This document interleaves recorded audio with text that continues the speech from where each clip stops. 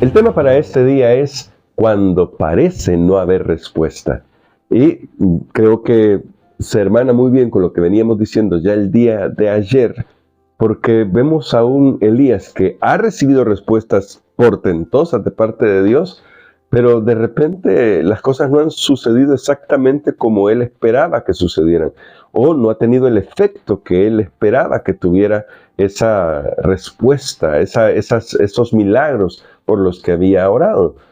Pero luego en la Biblia nos enfrentamos con el hecho de que hay algunas citas que nos pueden desconcertar. Por ejemplo, en Mateo 7:7 dice: pedid y se os dará, buscad y hallaréis, llamad y se os abrirá.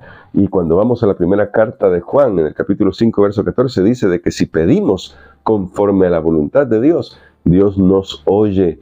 Entonces deberíamos suponer que vamos a tener la respuesta a esa oración, especialmente porque Jesús dijo: pedid y se os dará. Pero ¿qué sucede cuando pedimos y no recibimos? Y no me estoy refiriendo solamente a lo que dice Santiago, que dice: pedís y no recibís porque pedís mal, para gastar en vuestros deleites. Que sí hay que tener un cuidado con eso, ¿verdad? Ya hablaremos un poquito más de eso en un momento. Pero estoy hablando de que a veces nosotros pedimos cosas que nos parecen buenas, y seguramente serían buenas, pero no hay respuesta. ¿Cómo lidiamos con eso? Bueno, ahí es donde entra un punto que mencionábamos ya el día de ayer. Tal vez la espera puede resultar en una oportunidad para profundizar en nuestra relación con Dios. Pero tenemos que tener esa mentalidad. La mentalidad de que el silencio de Dios o el retraso, entre comillas retraso, en las respuestas de Dios, en realidad no es un retraso, ¿no? Sino la oportunidad que Dios nos da para crecer en nuestra relación con Él, que nos permitirá percibir o recibir la respuesta de una manera que será la mejor para nuestra vida espiritual y para nuestra vida en general, porque no quiero espiritualizar las cosas, ¿no? No quiero tampoco con eso hallar la salida fácil y decir: bueno, es que Dios siempre responde, pero las respuestas a veces son espirituales y por eso no las vemos. No, claro que a veces pasa eso, pero no quiero espiritualizarlo esto de tal manera que parezca una excusa para no recibir una respuesta. La respuesta de Dios viene, pero recuerda, Dios no es un dispensador. Ya lo dijimos ayer, lo vamos a repetir hoy. Dios no es un dispensador. Dios es una persona. Y así como tú alguna vez te acercaste a papá y a mamá y pediste algo, y a veces te lo dio, a veces te lo negó, y a veces dijo: mira, hijo, espera, porque todavía estamos con algunas cositas, pero más adelante vas a tener lo que has pedido. Así tenemos que comprender que Dios, como nuestro Padre, tiene la prerrogativa de decidir cómo, cuándo, dónde va a responder, porque siempre lo hará pensando en lo mejor para nosotros. Si tú eres padre o eres madre, sabes que no siempre puedes responder las peticiones de tus hijos, las oraciones iba a decir, pero es casi, ¿no? No siempre puedes responder las peticiones de tus hijos de manera inmediata y afirmativa. A veces te va a tocar decir no, porque sabes que aquello que piden tus hijos no es lo mejor. A veces te va a tocar decir: mira, hijo, espera, o hija, espera, porque no estás preparado todavía para eso. Bueno, lleva esto también a tu relación con Dios. No la estamos espiritualizando, estamos viendo la realidad que hay detrás del hecho de que a veces pareciera que no hay respuesta, pero sí hay respuesta. Lo que pasa es que Dios siempre está obrando de tal manera que esa respuesta redunde en nuestro beneficio, de aquí a la eternidad, porque siempre Dios va a obrar. Y a veces va a hacer cosas maravillosas inmediatamente, pero a veces va a tomar un tiempo, y a veces simplemente Dios va a decir: hijo, eso no te conviene. Y es parte de crecer en esta relación que tenemos con Dios. Y claro, hay muchos pensamientos que podríamos dar aquí, pero hay una lista acá. No diría una lista, porque no me gusta usar esa frase casi nunca, lo de una lista, porque pareciera como que si cumplimos con estos requisitos, entonces Dios está obligado a...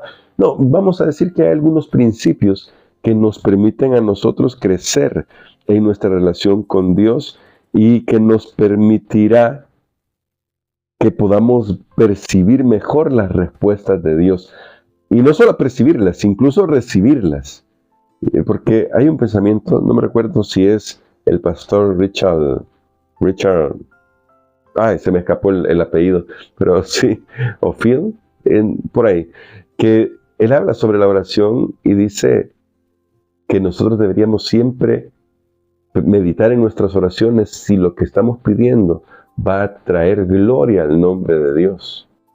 Porque si no va a traer gloria al nombre de Dios, entonces no podemos esperar que haya una respuesta afirmativa.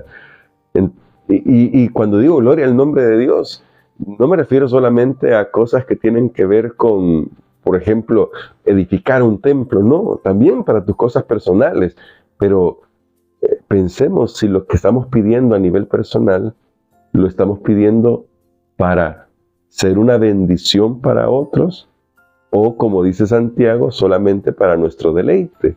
Bueno, son varias cosas ahí, ¿verdad? Para meditar, para pensar, pero me gusta la lección. La autora nos da algunos consejos al respecto para que aprendamos a poner nuestros corazones en sintonía con el corazón de Dios. Y me gusta esto: procura que se cumpla la voluntad de Dios, no la tuya. Esto de pedid y se os dará se complementa con este pensamiento de Primera de Juan. Si pedimos algo conforme a su voluntad, Él nos oye. Nosotros siempre deberíamos pensar: Señor, esto es mi pedido. Tenemos ese privilegio de decirle: Señor, esto es lo que yo te pido, pero quiero que se haga tu voluntad. Y si confiamos en la voluntad de Dios, entonces estamos seguros.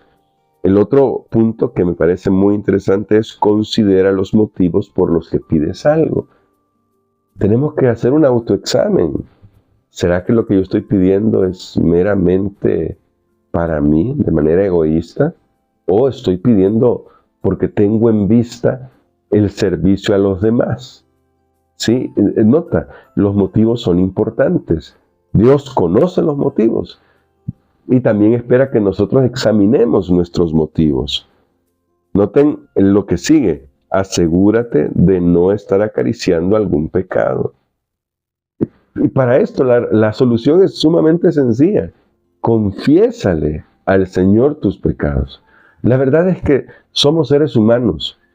Le fallamos a Dios a cada momento. ¿Qué es lo mejor que podemos hacer cuando estamos orando? Confesar nuestros pecados. Nota que hasta en la oración modelo está eso: perdónanos nuestras deudas o perdónanos nuestros pecados. ¿Por qué? Porque en esta oración el Señor nos está mostrando que podemos confesar nuestros pecados. Podemos decirle: Señor, mira, yo te he fallado en esto. Y seguramente mis pecados no van a permitir que tú obres, pero hoy te entrego lo que yo soy. Y aquí está, esto es aquello que estoy acariciando. Y Dios se va a manifestar. Permanece en Dios y en su palabra. Recuerden la permanencia, porque la oración es para eso, para permanecer en Dios. Juan 15 lo deja muy claro: el que permanece en mí, dice, ese lleva mucho fruto. Entonces permanece en Dios y su palabra. ¿Y por qué el tema de la palabra? Porque cuando hablamos con Dios y le permitimos hablarnos a través de su palabra, ahí están los principios con los que Dios espera que nosotros nos guiemos. Ya voy a poner un ejemplo. ¿Qué tal si nosotros estamos pidiendo por una bendición económica?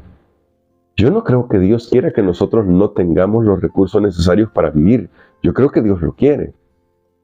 Pero, ¿será que necesitamos ir a la palabra para descubrir cómo administrar mejor esos recursos? Por ejemplo, dando nuestros diezmos y ofrendas, teniendo en vista al necesitado para poder servirle.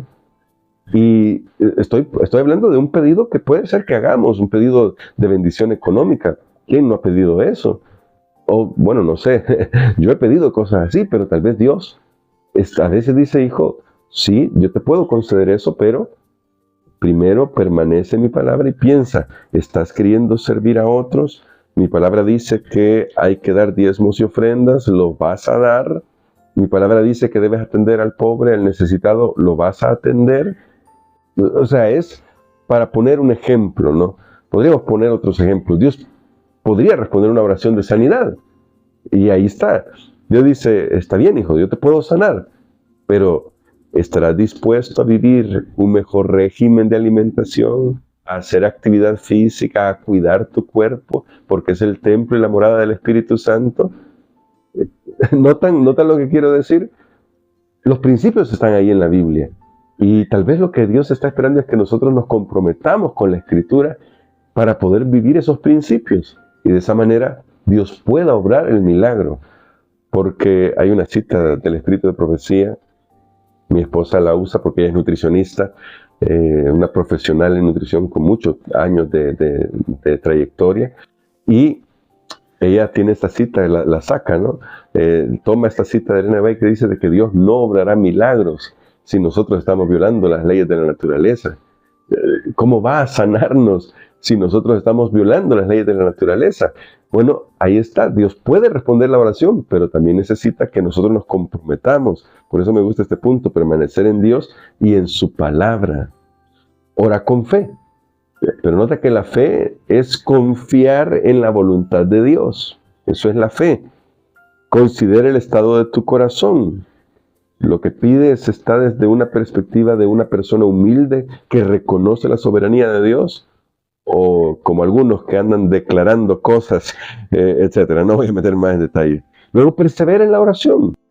No porque hoy no recibiste la respuesta quiere decir que Dios no quiera responder, porque muchas veces la paciencia de Dios en responder es porque necesitamos alinear los otros puntos que hemos leído antes. Así que persevera en oración, y mientras perseveras, pregúntate, ¿estoy pidiendo algo esto conforme a la voluntad de Dios? ¿Me voy a comprometer con la palabra para poder vivir esos principios de tal manera que Dios, cuando me responda, pueda bendecirme al punto de que sea una bendición para otros? Noten, luego dice, perdona a los demás. Y aquí hay este punto, hasta hay canto sobre eso, ¿no? Que nos habla sobre la profundidad que hay en el corazón. ¿Estamos dispuestos a perdonar a otros? ¿A ofrecerles a otros una oportunidad?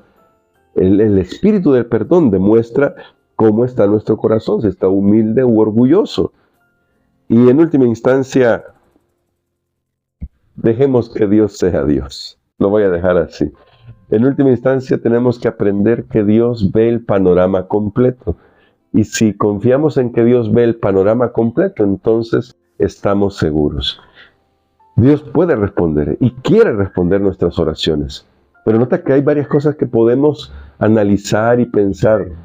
Y todas esas cosas que hemos leído tienen que ver con nuestra relación con Él, con la persona de Dios. Voy a volver a repetir esto. Dios no es un dispensador.